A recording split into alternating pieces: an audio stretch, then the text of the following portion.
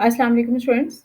आज हम डिस्कस करेंगे स्ट्रक्चर ऑफ बैक्टीरिया में cell membrane, cytoplasmic matrix, nucleoid, plasmid and ribosome. ये topic first year biology chapter number 6 से है।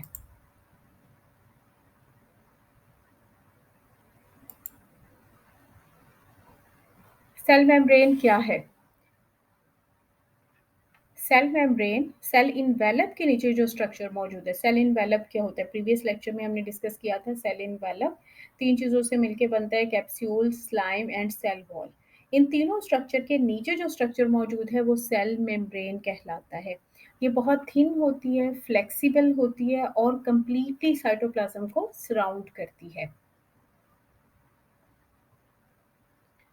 सेल मेम्ब्रेन को प्लाज्मा मेम्ब्रेन भी कहते हैं, जैसे यहाँ पे आप डायग्राम में देख सकते हैं। प्लाज्मा मेम्ब्रेन को यहाँ ग्रीन कलर से शो किया हुआ है। कैप्सूल है, सेल वॉल है और उसके बाद प्लाज्मा मेम्ब्रेन है। प्लाज्मा मेम्ब्रेन बहुत डेलिकेट है, यानी कोई भी डैमेज अगर प्लाज्मा मेम्ब्रेन को हो जाए तो बैक्टीरिया की डेथ हो जाती है। इसका मतलब है बैक्टीरिया को किल करने के लिए प्लाज्मा मेम्ब्रेन को किल करना ज़रूरी है।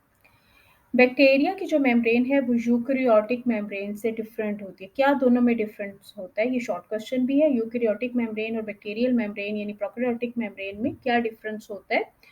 तो इसमें मेजर डिफरेंस ये है कि इसमें स्टीरॉल्स मौजूद नहीं है, लाइक कोलेस्ट्रॉल वगैरह इसके अंदर मौजूद नहीं होता।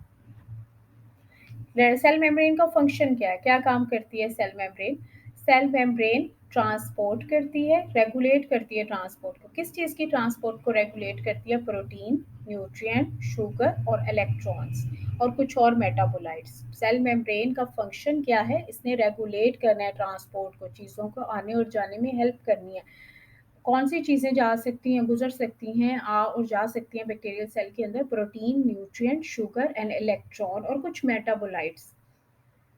प्लाज्मा मेम्ब्रेन जो बैक्टीरिया की है उसके पास कुछ एंजाइम्स होते हैं, ख़ास तौर पे रेस्पिरेटरी मेटाबॉलिज्म, यानी बैक्टीरिया के अंदर जो रेस्पिरेशन का प्रोसेस होता है, जो रेस्पिरेटरी मेटाबॉलिज्म होता है वो कहाँ पे होता है? ये भी शॉर्ट क्वेश्चन है। वो इसकी मेम्ब्रेन में होता है। क्यों मेम्ब्रेन में होता है? क्योंकि जो एंजाइम इसमें इन्वॉल्व हैं वो प्लाज्मा मेम्ब्रेन पे मौजूद हैं। इस वजह से ये प्रोसेस यहाँ पे होता है। अब नेक्स्ट पॉइंट स्टार्ट हो गया है, साइटोप्लाज्मिक मैट्रिक्स। साइटोप्लाज्मिक मैट्रिक्स ये एक सब्सटेंस है जो कि प्लाज्मा मेम्ब्रेन और न्यूक्लियाइड के दरमियान में मौजूद है। न्यूक्लियाइड क्या है? सेंटर के अंदर जो सेंटर में जो क्रोमोसोम मौजूद है उसको न्यूक्लियाइड रीजन कहते हैं। प्लाज्मा मेम्ब्रेन और न्यूक्लियाइड के दरमियान में जितना भी लिक्विड पोर्शन है उसको साइटोप्लाज्मिक मैट्रिक्स कहते हैं। साइटोप्लाज्म जो प्रोकैरियोटिक सेल का, इसके पास organelles, most of the organelles absent होती हैं और साइटोस्केलेटन भी एब्सेंट होता है जो कि माइक्रोट्यूब्यूल से मिलके बना होता है। यहाँ पे आप देख सकते हैं साइटोप्लाज्म। साइटोप्लाज्म की जेल लाइक कंसिस्टेंसी होती है, इसके अंदर जेल लाइक होता है, इसके अंदर स्मॉल मॉलिक्यूल आसानी से मूव कर सकते हैं। साइटोप्लाज्मिक मैट्रिक्स मेजर पार्ट है प्रोटोप्लास्ट का। अब ये प्रोटोप्लास्ट क्या होते हैं? प्लाज्मा मेम्ब्रेन और उसके अंदर जो कुछ भी मौजूद है उसको प्रोटोप्लास्ट कहते हैं, यानी बैक्टीरियल सेल की प्लाज्मा मेम्ब्रेन से लेके अंदर जो कुछ भी मौजूद है, चाहे वो न्यूक्लियाइड है, चाहे साइटोप्लाज्म है, जो कुछ भी अंदर मौजूद है उस पूरे स्ट्रक्चर को कहते हैं प्रोटोप्लास्ट। जैसे प्रीवियस लेक्चर में हमने पढ़ा कि कैप्स इन्वेलप होता है, इन्वेलप के अंदर कैप्सूल, स्लाइम, सेल वॉल होते हैं। इसी तरह से इन्वेलप के बाद प्रोटोप्लास्ट होता है। इसका मतलब है बैक्टीरियल सेल में दो मेजर पोर्शन होते हैं, एक होता है इन्वेलप, दूसरा होता है प्रोटोप्लास्ट। प्रोटोप्लास्ट क्या है? प्लाज्मा मेम्ब्रेन और उससे आगे जो चीज़ें भी मौजूद हैं उसको प्रोटोप्लास्ट कहते हैं। तो ये जो साइटोप्लाज्म है ये मेजर पोर्शन है प्रोटोप्लास्ट का। इसके अलावा कुछ और सब्सटेंसेस भी मौजूद होते हैं इसके अंदर, लाइक क्रोमेटिन बॉडी मौजूद होती है, राइबोसोम्स हैं, मेसोसोम्स हैं, ग्रैन्यूल्स और न्यूक्लियाइड्स वगैरह भी मौजूद होते हैं साइटोप्लाज्मिक मैट्रिक्स के अंदर। नेक्स्ट है न्यूक्लियाइड। न्यूक्लियाइड न्यूक्लियर मटेरियल और डीएनए जो बैक्टीरिया सेल के अंदर मौजूद होते हैं वो एक सेंटर में मौजूद है। वो जिस जगह पे मौजूद है उस जगह को कहते हैं न्यूक्लियाइड। बैक्टीरिया के पास एक सिंगल क्रोमोसोम होता है, सर्कुलर होता है, डबल स्ट्रैंडेड होता है और ये एग्रीगेट होता है, इकट्ठा हो जाता है जिस जगह पे, उस जगह को कहते हैं या उस एरिया को कहते हैं न्यूक्लियाइड।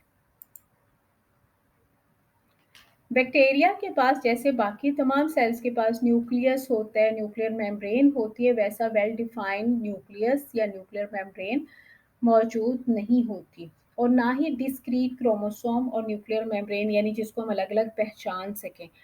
तो बैक्टीरिया के पास एक डेंस रीजन में क्रोमोसोम पाया जाता है, और ये जो डेंस रीजन है जहाँ क्रोमोसोम पाया जाता है, जैसा आप डायग्राम में देख रहे हैं, इसको कहते हैं न्यूक्लियाइड। ये जो क्रोमेटिन बॉडी है, बेसिकली ये जो क्रोमोसोम इसमें पाए जाते हैं, क्रोमेटिन बॉडी है। ये एक एक्सट्रीमली लॉन्ग मॉलिक्यूल है डीएनए का, जो कि टाइटली फोल्ड हो जाता है, और इसके अंदर इसका मतलब ये है कि बैक्टीरिया के अंदर सिंगल क्रोमोसोम पाया जाता है। इट मीन्स कि ये हैप्लॉइड है। बैक्टीरिया डिप्लॉइड है या हैप्लॉइड है, ये शॉर्ट क्वेश्चन है। तो बैक्टीरिया हैप्लॉइड होते हैं। क्यों हैप्लॉइड होते हैं? क्योंकि उसके पास एक ही क्रोमोसोम है, सिंगल क्रोमोसोम है, लॉन्ग क्रोमोसोम है, टाइटली फोल्ड है, और इसलिए इसको हैप्लॉइड कहते हैं, और जिस एरिया में मौजूद है उस एरिया को न्यूक्लियाइड कहते हैं। नेक्स्ट है प्लाज्मिड। ये छोटे छोटे से टॉपिक हैं, शॉर्ट क्वेश्चंस में आ सकते हैं, और स्ट्रक्चर ऑफ बैक्टीरिया पे अगर नोट आएगा तो फिर इसमें ये पॉइंट्स आ सकते हैं। प्लाज्मिड, बैक्टीरिया के पास प्लाज्मिड मौजूद होता है। ये क्रोमोसोम नहीं है, लेकिन ये सर्कुलर होता है, डबल स्ट्रैंडेड डीएनए मॉलिक्यूल होता है। यानी बैक्टीरिया के पास एक और एक तो न्यूक्लियर रीजन के अंदर क्रोमोसोम हो गया, एक इसके अलावा डबल स्ट्रैंडेड सर्कुलर क्रोमोसोम भी मौजूद होता है, जिसको प्लाज्मिड कहते हैं। Plasmid as a vector use होता है, जीन को एक ऑर्गेनिज्म से दूसरे ऑर्गेनिज्म में शिफ्ट करने के लिए, जीन की कॉपीज बनाने के लिए भी इस्तेमाल होता है। ये सेल्फ रेप्लिकेटिंग है, और ये बैक्टीरिया की ग्रोथ के लिए एसेंशियल नहीं है, और ना मेटाबॉलिज्म के लिए एसेंशियल है ये। इसके पास ड्रग रेजिस्टेंस, ऐसे जीन मौजूद होते हैं प्लाज्मिड के पास जो कि ड्रग रेजिस्टेंस करते हैं, यानी किसी भी ड्रग का बैक्टीरिया पे असर नहीं होता। हैवी मेटल रेजिस्टेंस करते हैं। Disease and insect resistant gene इसके ऊपर मौजूद होते हैं। इसी वजह से बैक्टीरिया को रिसर्च, बैक्टीरिया के जिस पार्ट को रिसर्च में सबसे ज़्यादा इस्तेमाल किया जाता है वो प्लाज्मिड होता है। नेक्स्ट है राइबोसोम्स। राइबोसोम छोटे छोटे ग्रेन्यूल्स होते हैं, आरएनए और प्रोटीन के बने हुए होते हैं। ये बैक्टीरिया के अंदर पाए जाते हैं। अगर हम इसकी लोकेशन की बात करें राइबोसोम्स की, तो कुछ तो लूजली अटैच होते हैं प्लाज्मा मेम्ब्रेन के साथ, और ये इसके अलावा कुछ सेपरेट होते हैं साइटोप्लाज्म में, और ये प्रोटीन फैक्ट्रीज हैं। राइबोसोम जहाँ पे भी मौजूद होंगे वो प्रोटीन सिंथेसिस का काम कर रहे होंगे। हर एक बैक्टीरियल सेल के अंदर थाउजेंड्स ऑफ राइबोसोम मौजूद होते हैं, लेकिन इनका साइज यूकेरियोटिक राइबोसोम से कम होता है। ये स्मॉलर होते हैं यूकेरियोटिक राइबोसोम से। इसके साथ ही आज का लेक्चर खत्म हुआ। Thank you.